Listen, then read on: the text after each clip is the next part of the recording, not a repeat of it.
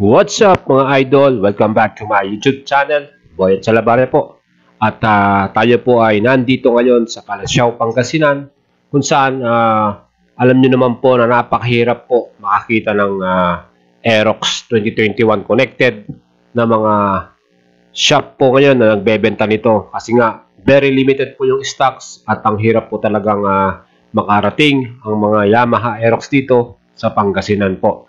So guys, dito tayo sa Motor Ace dealership kung saan ito po ay multi-branch. Marami po silang mga binebentang mga motor dito. At salamat po kay Kuya. Yan si Kuya. Thank you very much Kuya. At pinaunlakan nila tayo na i-vlog po itong bagong dating na Aerox connected. Ito po yung S version. Yes guys, napakaswerte natin at nakita po natin dito itong nag-iisa nilang stocks. Kararating lang po niyan actually at fresh na fresh pa pong deliver. Yan pong Aerox connected po na yan. Yan guys, yan po yung 155 Aerox connected S version. So nag-iisa lang po itong S version na to na may kulay na Black Raven. Yan po ang kulay niya, Black Raven. Dito sa Motor Ace po, marami po silang mga available na Yamaha motorcycle. Kitang-kita naman, meron silang NMAX B2 po yung mga yan. Ito po yung hindi pa po yan connected. So ito pong Aerox S ay atin pong hihimayin at titignan yung kanyang mga bagong parts na features na talaga namang nadagdag po para sa 2021 model. Guys, napakagwapo po talaga ng itsura ng itong motor na to. At talagang para sa akin, racing type talaga siya. At sa Mio Aerox na to, na tinawag nilang B1 with the speed. Excellent yung design niya at yung kanyang technology pang racing ang itsura. No? So, ang astig talaga nitong Aerox S version na to. Yan po yung pinakamahal na version po ng Aerox. At ang presyo po niyan, guys, ay 132,900. So, almost 133,000 K. Sa SRP po yan para po dito sa Aerox S na to. So guys, yan po ang ating bagong Aerox. At talaga namang napakagwapo at napakastig. It comes with a Blue-Core engine. So more power, less fuel po. Yan ang kagandahan ng Blue-Core engine po na yan. And isa sa mga nagustuhan natin dyan ay yung kanyang refined na 155cc. At naka-liquid cool yan, 4-stroke at syempre single cylinder po yan, naka 4 valves po yan and with CVT na talaga namang fuel injected at yung kanyang cylinder head ay very compact for more combustion. Yan po yung mga kagandahan dito sa Blue-Core engine po ng Aerox S. Of course, BBA, variable valve actuation. Yan po ay nagka-activate pag nasa high RPM na po tayo at mas mabilis yung ating takbo at mas malakas. So yan guys, may bagong-bago siyang headlight. Full LED po yung kanyang headlight at napaka-astig ng disenyo. Of course, taillight niya ay LED rin at yung kanyang signal light guys.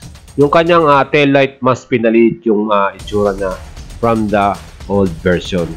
Yan po guys. And of course, yung kanyang X design na talaga namang very eye-catchy po yung X design na yan para dito sa Aerox S version at sa standard version. Ayan po, at meron po siyang fuel tank capacity na 5.5 liters. Napakadami na rin po niyan para po sa ating tank capacity. And very efficient naman po yung engine nito pagdating sa fuel consumption. Ayan guys, yung ating bagong redesign na tapakan, footboard niya. Mas pinastig, mas pinaganda. Of course, kasama na dyan yung racing style niya.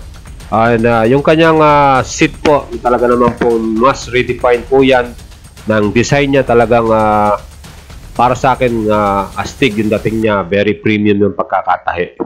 And of course, yan po ang ating super wide tires from rear. And the front tires, talaga naman po astig ang dating kasi pag medyo mataba or medyo wide po yung tires natin.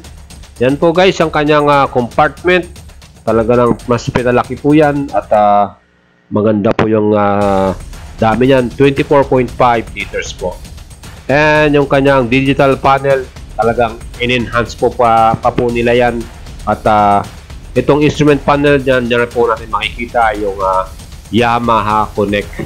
Yan po sa left side, makita nyo yung parang notification sa mga calls, messaging, and of course, fully digital po yan. Of course, Yamaha Connect, alam naman po natin kung anong meron na makukuha natin dyan. Ang pinaka nagustuhan ko dyan sa Yamaha Connect ay yung kanyang GPS locator kung saan makikita natin yung last parking location natin. Yan, of course, meron tayong electric socket charger. Pag nalobat yung ating smartphone, magagamit pa rin natin lagi kasi nga meron tayong charger para dyan. And of course, itong switch, toggle switch po niya sa left side na handlebar. Yan po yung pwede nating ilipat yung sa ating instrument panel. So, pwede natin makita at matignan via toggle switch na yan. Of course, ABS version po ay na-equip lamang yung front disc brake natin. Sa likod po, naka-drum brake po yan. And for the S version, meron tayong smart key. Napakastig, no? Naka-smart key na po kayo. So, isang pindot nyo lang, mag-open na yan at napakaganda. And yung ating fuel efficiency, i-activate nyo lang yan, yung idle and stop and start. Pwede po nating maging mas mababa po yung konsumo natin sa ating gasolina. So, yan po guys, yung Black Raven. Ang SRP po niyan is 132,900 or almost 133K.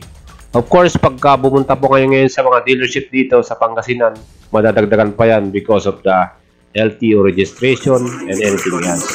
So yan guys, Yamaha lang po ang malakas. Talaga namang napaka-astig at panalong-panalo po itong bagong modelo ng Yamaha Aerox Connected. Sana po nagustuhan nyo ang ating video guys. And thank you very much.